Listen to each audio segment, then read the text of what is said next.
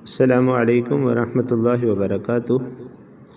آج کا سوال سجدہ صاحب کے متعلق ہے۔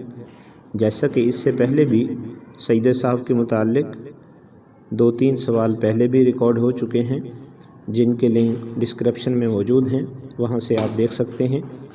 آج کا سوال یہ ہے کہ سجدہ صاحب اور سجدہ تلاوت میں کیا فرق ہے؟ سجدہ صاحب اور سجدہ تلاوت میں کتنے سجدے ہوتے ہیں؟ سجدہ صاحب اس وقت کیا جاتا ہے جب نماز میں کوئی غلطی ہو جائے تو آخر میں 2 سجدے کرنے ہوتے ہیں، اور سجدہ تلاوت اس وقت کیا جاتا ہے جب قرآن مجید کی تلاوت کرتے ہوئے کوئی سجدے والی آیت آ جائے تو اس وقت 1 سجدہ کیا جاتا ہے۔